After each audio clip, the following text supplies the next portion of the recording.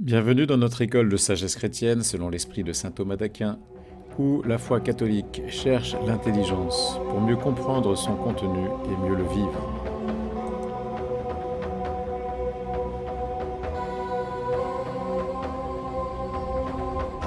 Pourra-t-on tomber amoureux au paradis? La question peut paraître étrange car elle n'apparaît pas dans la somme de théologie de saint Thomas ni dans les spéculations purement rationnelles qu'aimaient pratiquer certains dialecticiens du Moyen Âge qui se posaient des questions parfois saugrenues, peut-être pour le simple plaisir de débattre des idées rationnellement et pratiquer l'art de la rhétorique, de la dialectique et de la logique.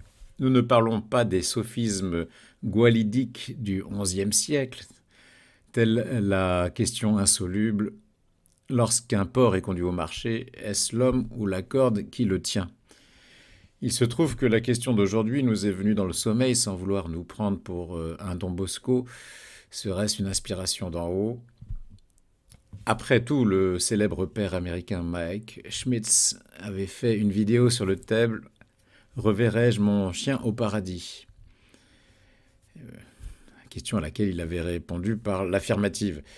Savoir si l'on peut expérimenter l'amour comme ici-bas une fois au ciel nous apparaît être une meilleure question. Elle est légitime, car après tout, l'amour est ce qui fait tourner le monde, comme on dit, mais fera-t-il aussi tourner le ciel? Telle est la question. La plupart des gens ne pensent qu'à connaître le grand amour sentimental que l'on trouve dans la plupart des intrigues de romans, de films ou de chansons. Saint Jean de la Croix, après tout, dit bien qu'au moment de passer de ce monde à l'autre, nous serons jugés sur l'amour. Et la béatitude n'est-elle pas l'amour de Dieu grâce à la vision directe de son essence? Nous sommes faits pour aimer au ciel. Puisque les corps glorieux seront encore plus beaux au ciel que les corps terrestres, ne sera-t-on pas encore plus enclin à être attiré par la beauté d'autrui, qui sera plus parfaite, plus éclatante? La volonté étant naturellement faite pour le bien, et le beau étant un des aspects du bien, puisque le beau est le bien en tant qu'il est perçu par une intelligence et qu'il est proposé comme un bien à saisir à la volonté. Comme le dit saint Thomas d'Aquin, le bien est alors ce qui plaît à l'appétit purement et simplement, le beau ce qui est agréable d'appréhender. Pour répondre à la question, il faut d'abord distinguer deux types d'amour, car il y a un appétit sensible et un appétit intellectuel, comme il existe l'amour de convoitise et l'amour d'amitié. Quand on dit qu'on aimera Dieu au ciel, il s'agit d'un amour de charité. C'est un amour plus excellent, plus pur, qui fait sortir de soi pour vouloir faire un avec l'autre. Certes, dans l'amour de convoitise, l'aimant se porte en quelque sorte hors de soi, parce qu'il cherche à jouir de quelque chose en dehors de lui-même.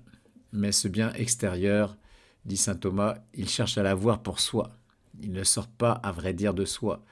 Aussi, une telle affection, en fin de compte, le renferme sur lui-même. Au ciel, un tel mouvement ne sera pas possible, car notre volonté sera fixée dans l'amour de Dieu, tellement la vision de son essence la comblera de joie. Son désir sera rassasié.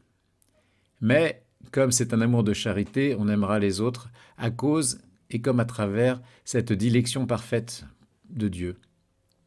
Il y aura une amitié de charité pour les hommes, mais aussi pour les anges, c'est-à-dire tous ceux qui participent à la communication de la béatitude éternelle.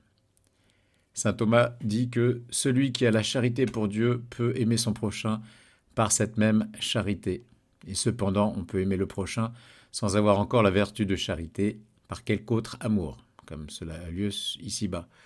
Sur terre, on peut aimer le prochain par amour de convoitise, pour jouir égoïstement de l'autre, par amour d'amitié pour l'aimer comme un autre soi-même, mais au ciel, seule la charité demeurera, comme le dit saint Paul, et l'amour d'amitié deviendra un amour désintéressé, mais bien plus élevé, car il sera transfiguré par la charité venant de Dieu. On ne pourra pas aimer les autres comme sur terre. Au ciel, on pourra encore moins tomber amoureux, car ce mot tomber sous-entend une chute. Or, rien ne sera imparfait au ciel. Le mot implique surtout une passivité, où l'on subit l'effet de la passion amoureuse.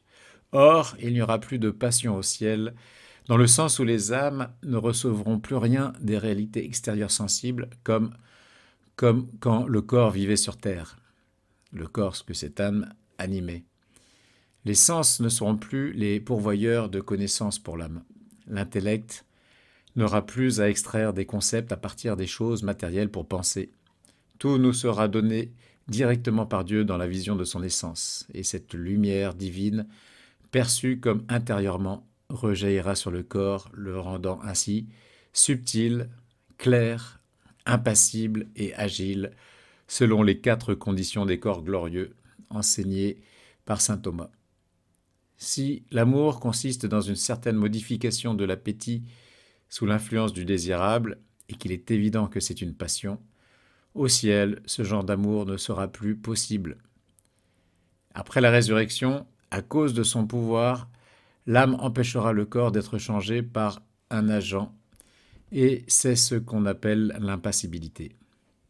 Cette absence de passion nous empêchera de pouvoir tomber sous le charme de la beauté d'un corps.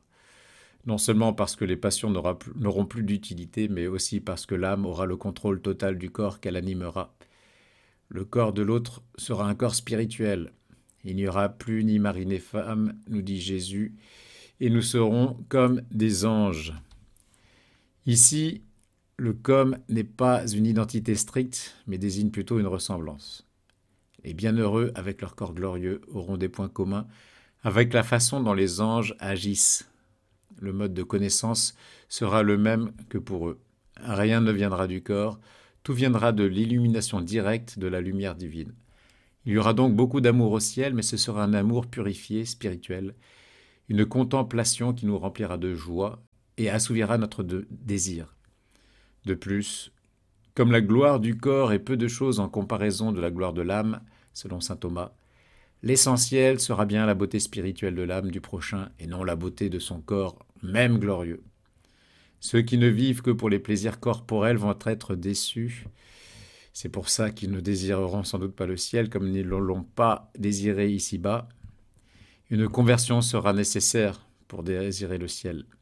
Il va falloir élever le niveau, quitter le vieil homme psychique selon les mots de saint Paul, c'est-à-dire passer du rang de la bête au niveau de l'homme nouveau. L'homme dont l'âme est déjà illuminée par la lumière de la foi en Christ. Merci d'avoir écouté la leçon d'aujourd'hui et n'hésitez pas à vous abonner pour avoir de nouvelles leçons.